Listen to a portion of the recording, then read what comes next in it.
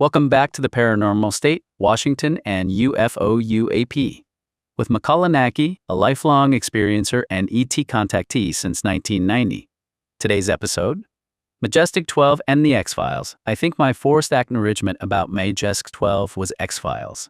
Majestic 12 is Majestic 12 in the X-Files : when the deep state met the Roswell after party.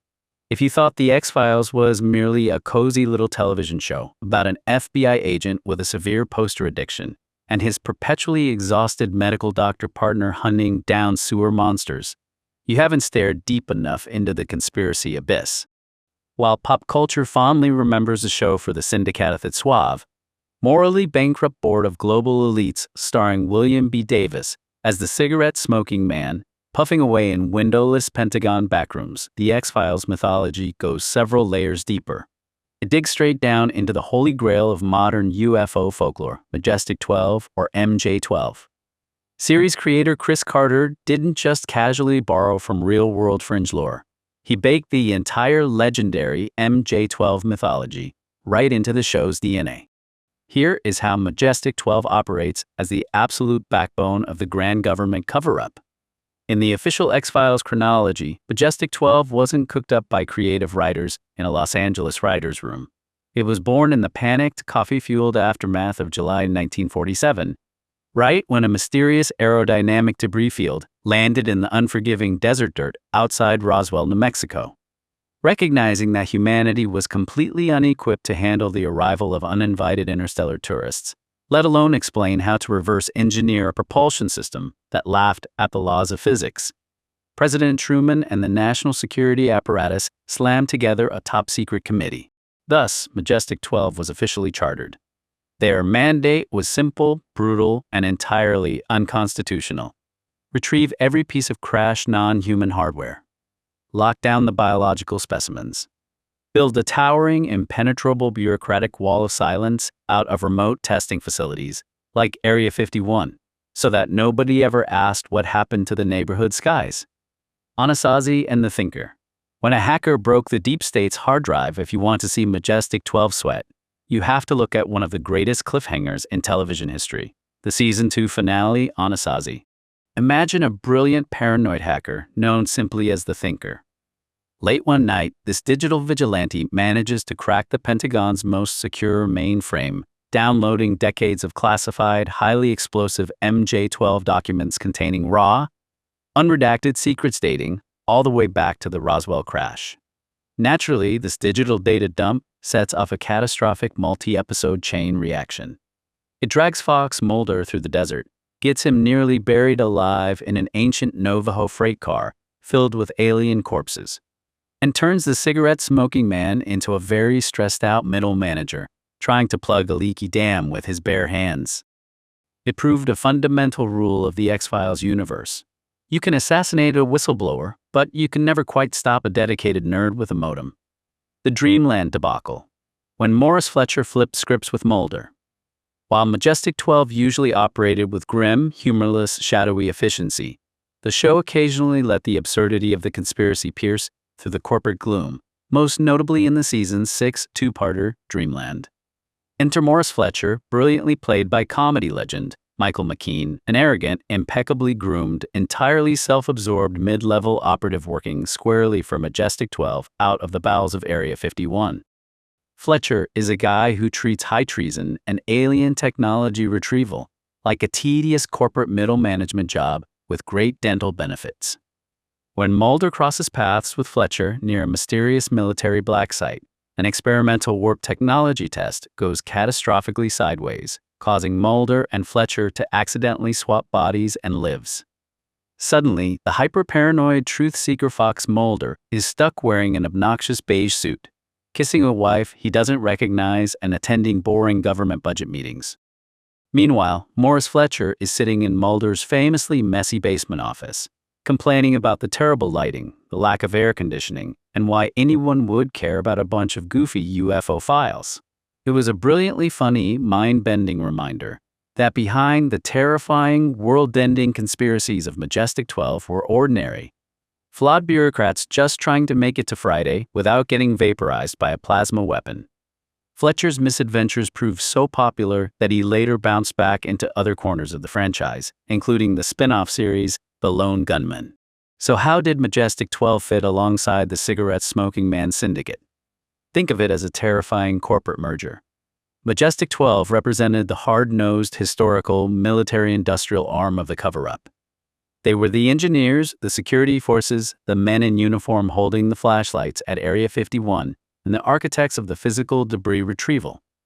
The Syndicate, on the other hand, handled the long-term geopolitical chess match, negotiating directly with the alien colonists, engineering the black oil hybrid virus, and keeping the global governments neatly in line. Together, they formed the ultimate tag team of deception. Majestic 12 built the flying saucers in the desert dust, and the Syndicate sold out humanity's future to keep them flying.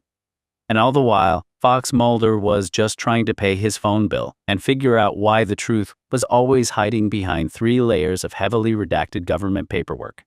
While the X-Files certainly gave Majestic 12, MJ-12, some glamorous screen time, the legendary, unelected 1947 UFO Cover-Up Committee has left deep, radioactive footprints across the entire landscape of television, movies, and video games.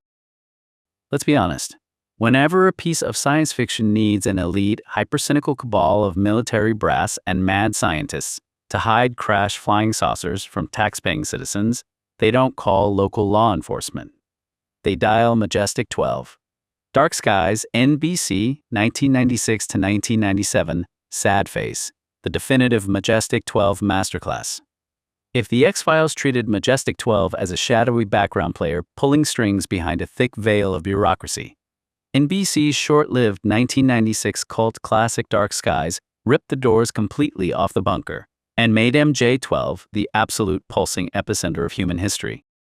Long before binge-watching made intricate, multi-year narrative arcs standard television protocol, Dark Skies dared to ask a bold, wonderfully unhinged question.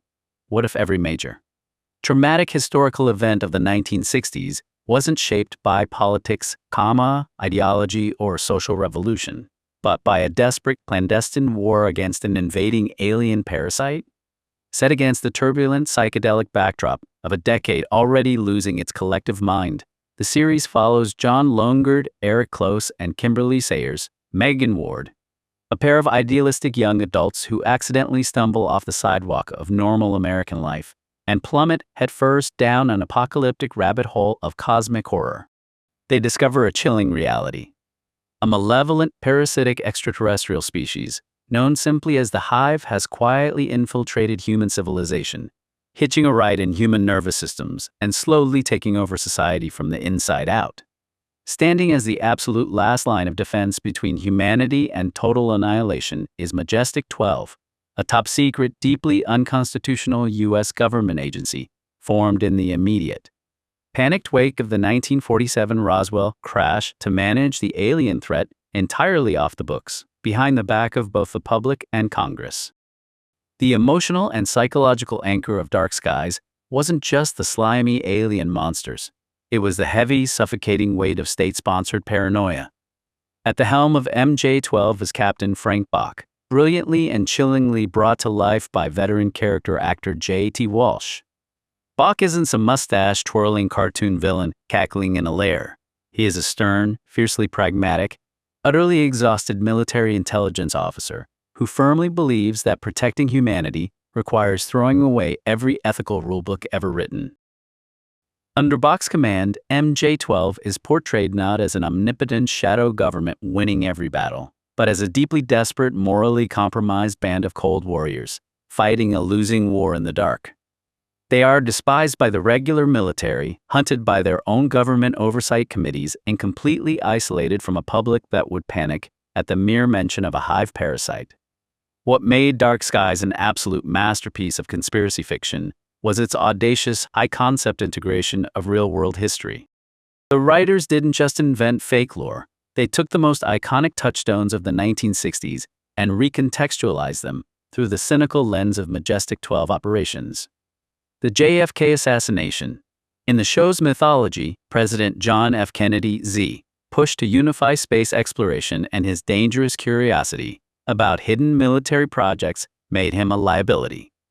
His assassination in Dallas wasn't just a political tragedy, it was deeply tied to his friction with the secretive apparatus of Majestic 12. The Beatles on The Ed Sullivan Show, even pop culture wasn't safe.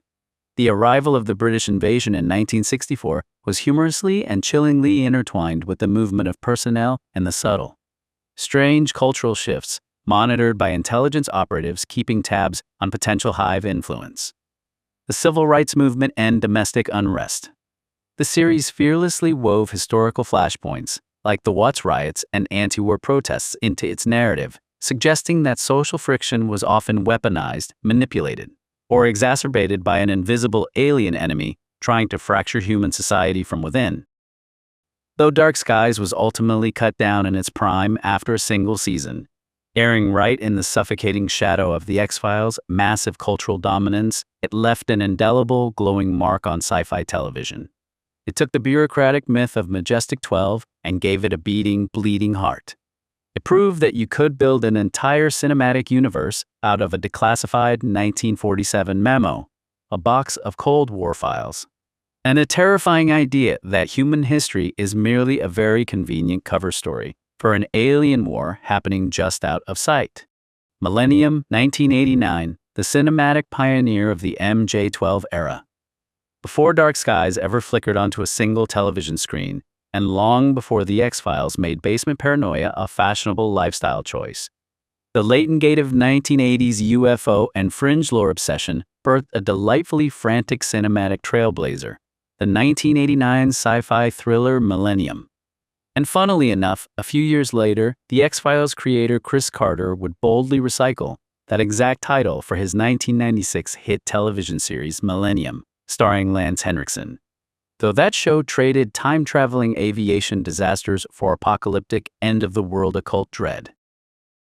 Based on a chilling short story by acclaimed science fiction author John Varley, and starring a wonderfully weathered Chris Christopherson, alongside Cheryl Ladd, the 1989 Millennium film holds a unique, wonderfully quirky place in pop culture history. It was one of the very first movies to directly cash in on the massive cultural shockwave triggered by the infamous 1984 leak of the purported Majestic 12 inches documents into ufology circles. Translating the raw, frantic energy of real-world intelligence leaks straight onto the silver screen. The film wastes zero time diving headfirst into high-strangeness friction. The plot follows Bill Smith, Chris Christopherson, a world-weary National Transportation Safety Board (NTSB) investigator, whose entire professional life is normally grounded in the grim, methodical, coffee-stained physics of sorting out commercial plane crashes. However, Smith gets handed the case of a lifetime, a catastrophic mid-air collision where two massive airliners inexplicably fall out of the sky.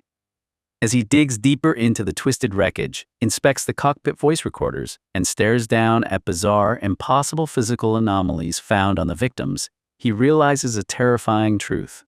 He isn't looking at a routine mechanical failure or pilot error. He has stumbled onto something that shatters the laws of aviation and the laws of time itself. Enter the film's cinematic equivalent of the deep state shadow government, a secretive, ultra-exclusive committee of high-ranking officials operating entirely off the books, far away from any annoying congressional oversight. While Millennium leans into time travel rather than straight-up little green men, the core infrastructure of the committee mirrors the exact paranoid DNA of Majestic 12 lore. The committee's grim, desperate purpose isn't just covering up an anomaly, it is managing an illicit intervention in the past. People from a severely depleted, sterile, dying future are covertly plundering a past Earth of its human resources, plucking doomed passengers right out of commercial airliners moments before impact, to repopulate their own fading timeline. To protect this monumental, reality-breaking temporal crime, the committee maintains an impenetrable wall of silence, psychological manipulation, and compartmentalized authority that makes standard government bureaucratic red tape look like a welcome mat. What makes Millennium so historically fascinating is when it arrived on the scene.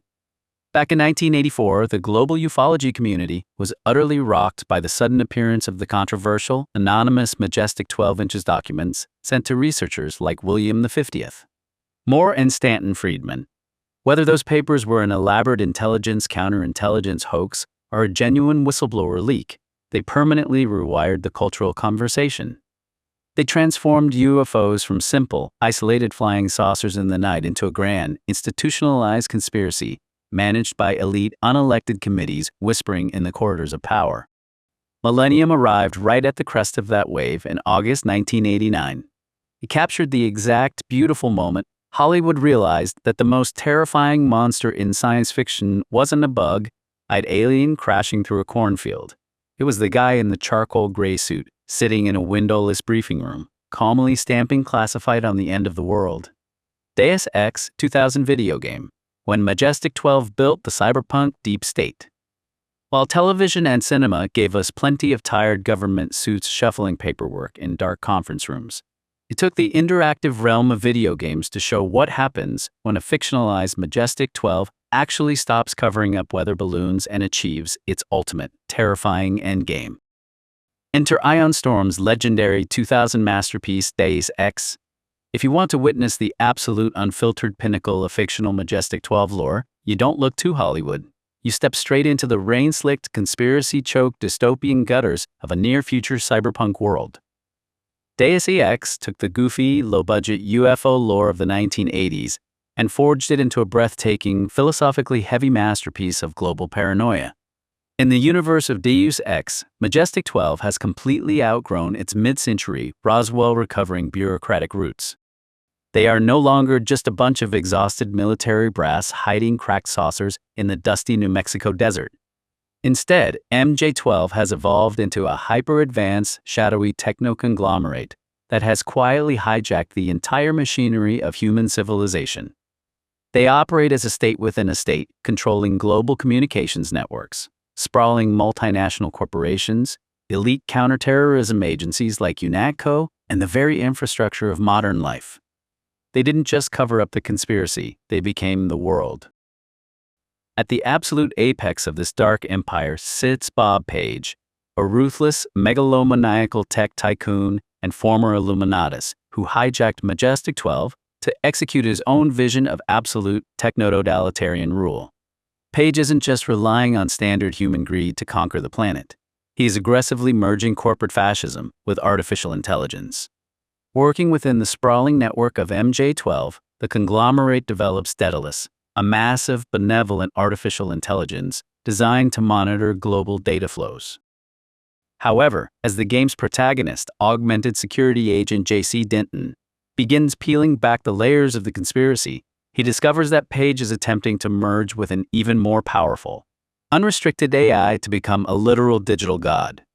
To ensure compliance and reshape humanity in his image, MJ-12 engineers and unleashes the Grey Death, a synthetic plague devastating the global population. Conveniently, they also control the only supply of the expensive, recurring vaccine called ambrosia, allowing them to hold entire governments hostage by doling out life or death at gunpoint. What makes Deus Ex's version of Majestic 12 so iconic is how brilliantly it weaponizes every single fringe conspiracy theory ever printed in a 1980s paperback. When MJ-12 needs to silence a whistleblower or eliminate an obstacle, they don't send standard police officers.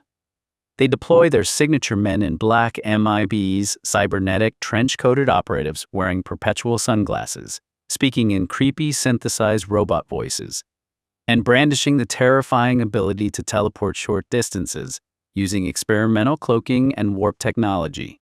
Every corner of the game world drips with MJ-12's invisible footprint.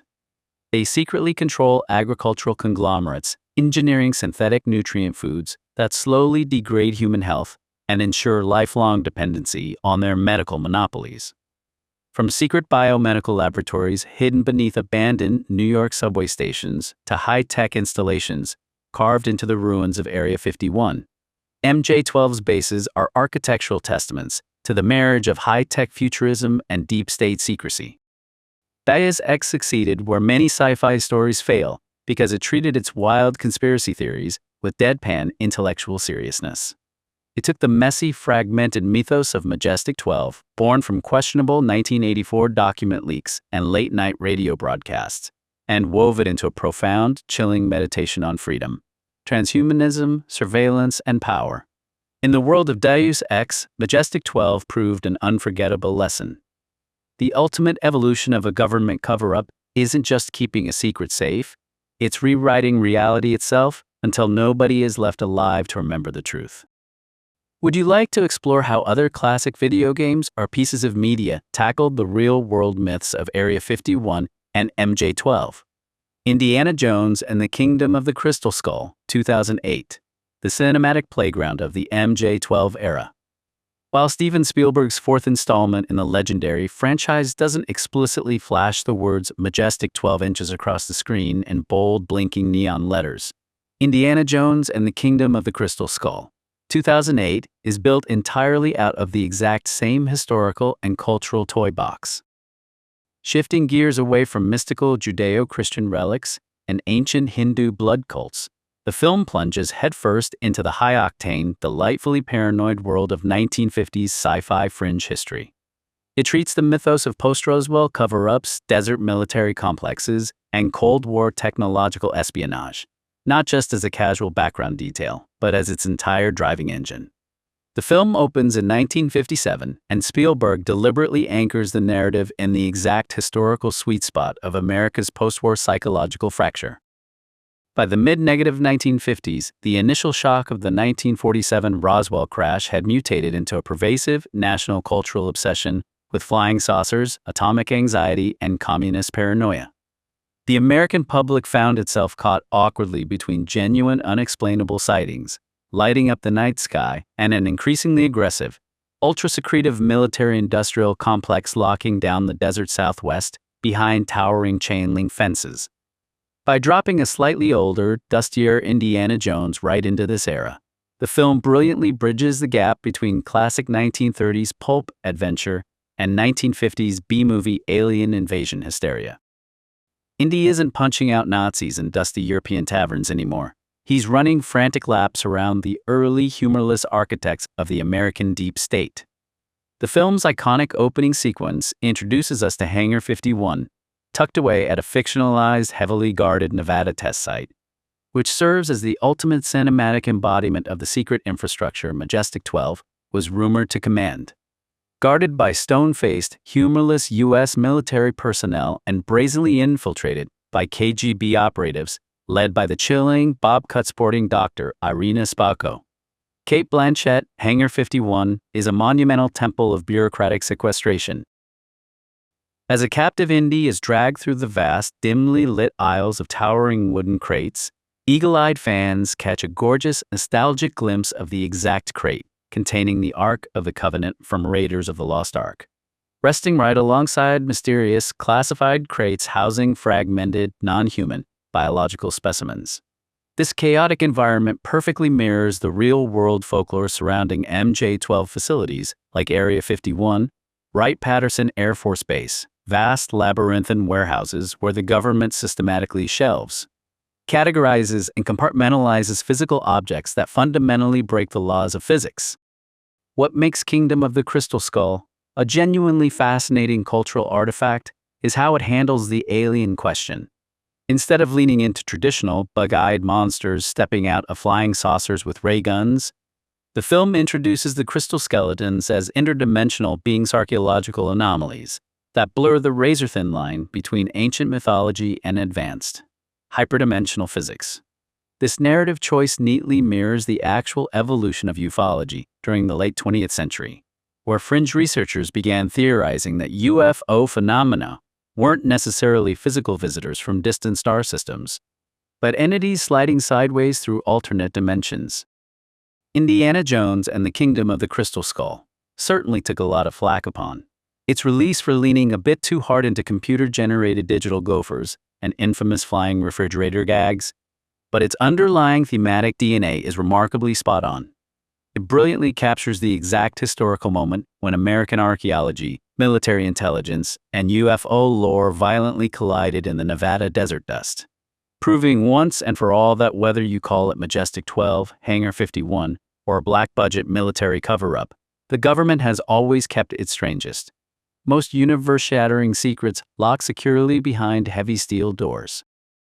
If you are a Hollywood screenwriter staring at a blank document at 3 a.m., fueled entirely by stale coffee and existential dread, Inventing a shadowy, omnipotent government conspiracy from scratch is exhausting. You have to workshop acronyms, invent bureaucratic departments, and figure out how they fund themselves without the IRS asking awkward questions. Fortunately, ufology handed storytellers the greatest narrative cheat code in the history of entertainment on a silver platter, Majestic 12. Whenever a piece of science fiction needs an elite, hypercynical cabal of military brass and mad scientists to hide crashed flying saucers from taxpaying citizens, writers don't waste time inventing a fake agency. They just casually drop the name MJ 12 inches are majestic, and the audience instantly understands the deal. Mentioning Majestic 12 does heavy lifting that would normally take 3 full episodes of tedious exposition. The moment those 2 words hit the script, a few immutable laws of cinematic physics are instantly established. The President of the United States is probably just a friendly figurehead reading golf notes, while real policy is being dictated by a cigarette-smoking bureaucrat in a windowless Pentagon basement. Joe and Jane taxpayer are worried about mortgage rates and evening sitcoms, while 2 states over, scientists are trying to figure out why an alien plasma engine runs on pure mathematics and hatred. Somewhere deep underground, usually beneath a dry lake bed in Nevada, men in charcoal gray suits and mirrored sunglasses are dissecting biological specimens that didn't evolve anywhere near planet Earth. What makes MJ-12 so irresistible to creators is its unmatched narrative flexibility. Need a shadowy villain for a sprawling 90s television conspiracy? MJ-12. Need an excuse for why a civilian investigator keeps getting intercepted by black helicopters? MJ-12.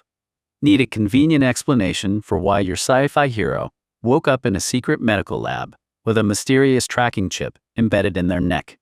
You guessed it, Majestic 12. It turns out that the most enduring legacy of those controversial 1980s document leaks isn't just the fringe conspiracy subculture it birthed. It's the fact that Hollywood found its favorite boogeyman, an unelected committee of ghosts who proved that the scariest thing in the universe isn't an alien invasion from the stars.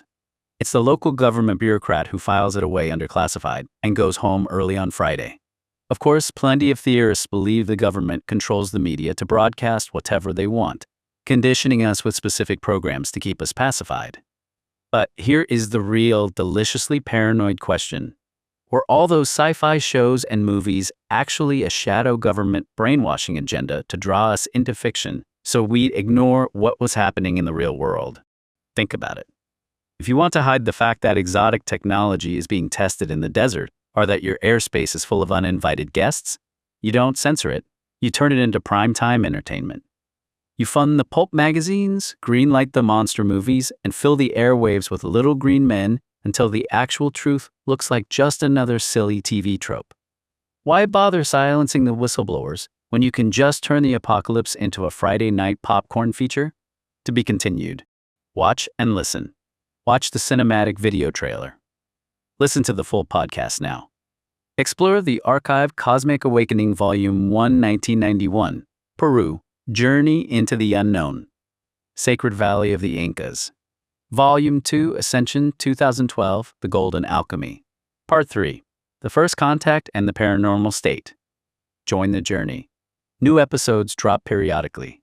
Each chapter delivers a tight, hyper-focused 10 to 30-minute exploration into the evolution of ufology, perfect for your daily plunge into decoding hidden messages from outer space, designed to raise awareness and foster human evolution. Subscribe to support your inner development. Thumbs up to help push our channel through the algorithm. Comment below. Share your thoughts on today's episode.